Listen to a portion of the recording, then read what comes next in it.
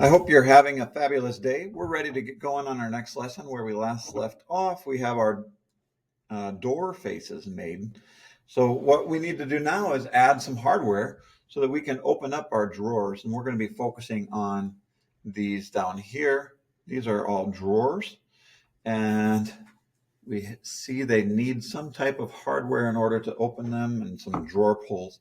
So our scene has a silhouette of our drawer pulls that's on this wall here behind on the blue wall that we stood up, if you remember. Um, we can't see it right now because this pantry is turned on and it's blocking our view.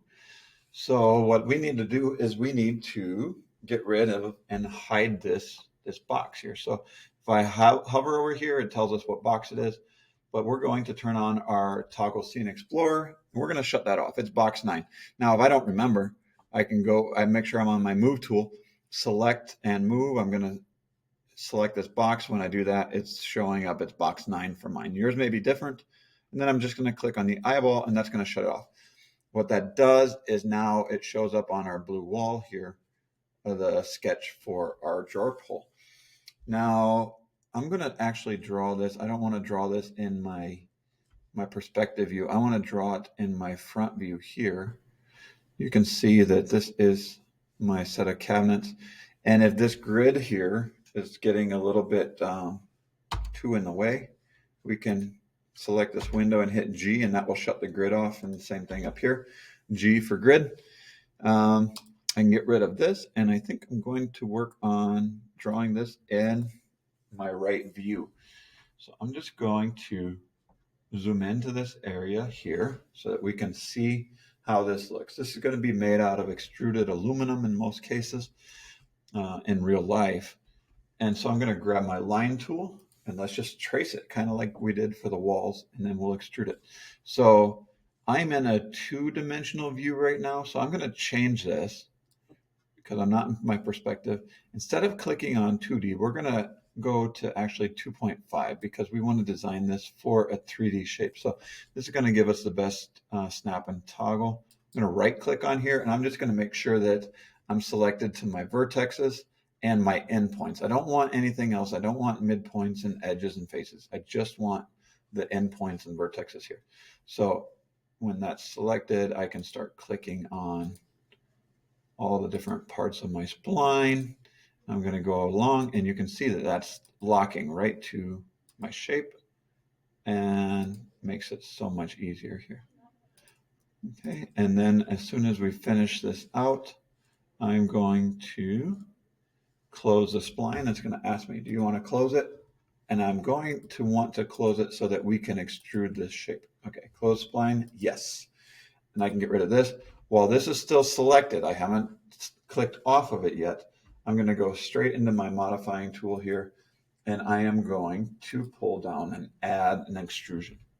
Okay, so find extrude and click on there, and mine's defaulting to 100 centimeters. If yours is defaulting to 0, make it something big enough to see right now, whether it's 50, 100, whatever. I'm okay leaving mine default here.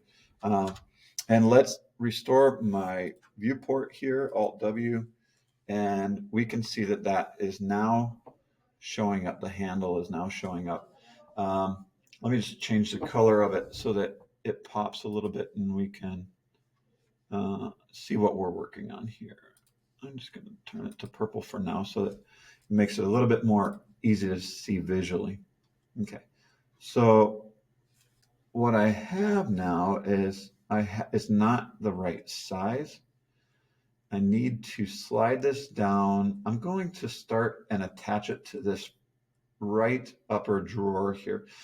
What that's going to allow me to do is then I can clone that and copy it down here and go this way, and it will be a little easier to repopulate that into the rest of the drawers. So let me zoom in on actually on my front view here. I don't need to make it very tall, but I want to be able to drag this over. So I'm going to grab this tool, and you can see that I have the move highlighted, but I have an issue. let me zoom in here and show you what my issue is. Okay, it's clicking on the endpoints here. That's perfect. But my move point, it automatically selects my move point to the center of my new 3D shape that we just made. So I don't want it to go from the center and lock that center of here down to the top of my drawer. I want it to lock onto this bottom corner and lock that onto the corner of my drawer so that these line up flush. So what I have to actually do is I have to take and move my pivot point, because even though I'm not going to be pivoting this to rotate, it's going to be my move point as well. So before I try to move that, I'm going to go into my hierarchy and we're going to select my pivot point here. Now, what you see, it's a little more obvious in my perspective view. It's giving me these kind of cubistic arrows. Here they're very tiny. I want to grab that and drag this down and lock this to the bottom corner of my drawer pull. Okay, that is where we want our pivot point to be now. And so if that doesn't work, grab it.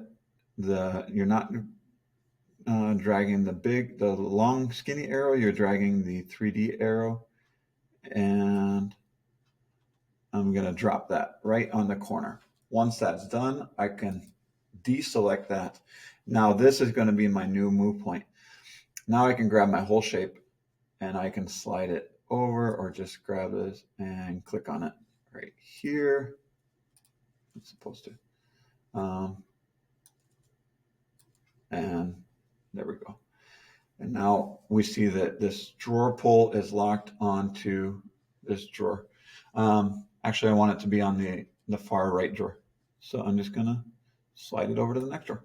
Boom.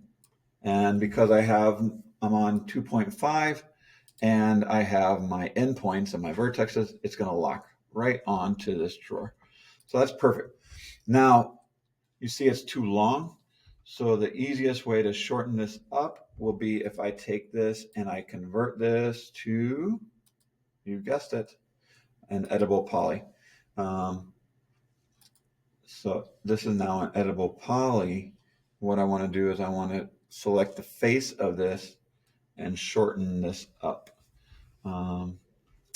So see if I can zoom in enough to select my face here. I'm going to have to change this to polygon. Select this, see if I can select, that's what I'm looking for, the Z end cap of my shape. And when that's selected, I can use my scroll mouse and actually kind of zoom in a little bit. I'm going to drag this over, and I left my view up here so that can kind of give me a reference point as well. And I'm going to see if I can lock it on right here to the end of my drawer. That's what we're looking for.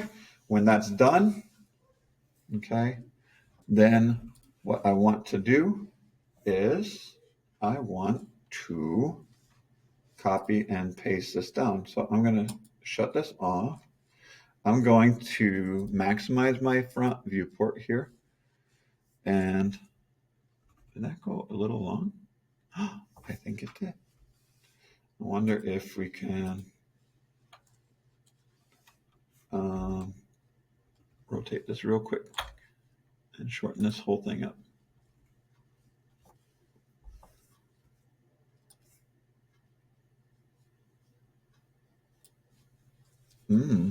So why is it doing that?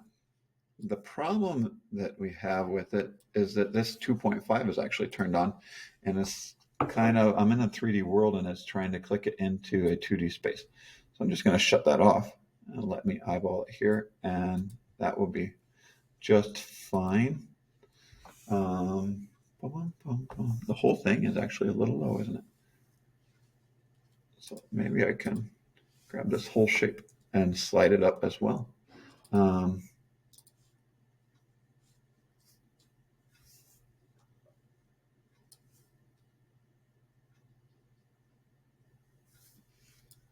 Okay, that should do it. So what I'm going to do is I'm just going to clone this now and make more copies of it. I'm going to turn the snap on from 2.5. I'm going to turn it on to 3 because now I'm in a 3D view.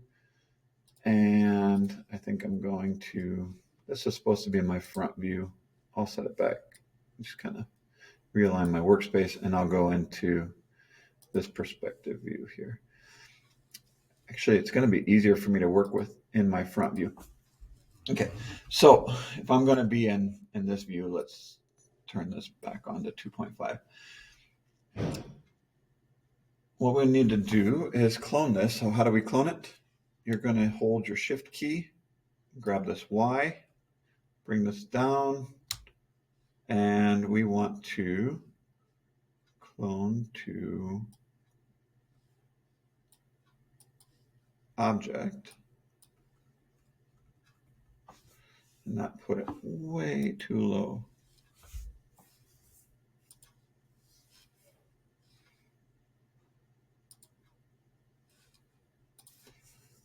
Why did it go so low here?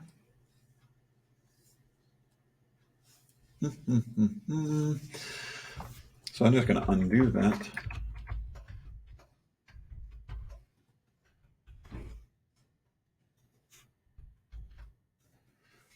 And you can see my pivot point got messed up again. And so that's why it locked it into the weird spot. Here, my pivot point is just fine. So let me do it while I'm in this view. And I'll try it one more time. I'm going to lock it down. And that time it worked fine. And so must have been in just the way that my menu was selected. So I want it to clone to instances here, and that's perfect. And I'm going to do the same thing here. So I'm going to hold the shift key again, grab my Y, drop it down, snap it to the bottom drawer there. I'm going to do the same thing, but now I'm going to go left to right. So I want to grab my X, hold my shift key over, drop it there. Instance is perfect. I can do the top here, grab my, so you'll see this goes pretty quick. So you do all the legwork one time, and now it's just a matter of doing some quick clones. So those, I didn't grab my correct axis. Okay, there's that one. And this one, you can, either one, it doesn't matter. Bring it over. So that's one of the benefits of having all of our drawer fronts the same size as well and cloning those, because now we're able to populate those handles real quickly. So there we have it. Our handles are finished in our 3D space. This bottom drawer actually could get moved over a bit. I'm going to have to fuss with that because right now it's attached to the other objects. But thanks for joining us, and we look forward to seeing you in the next video, and we will be working on this upper cabinet. See you soon.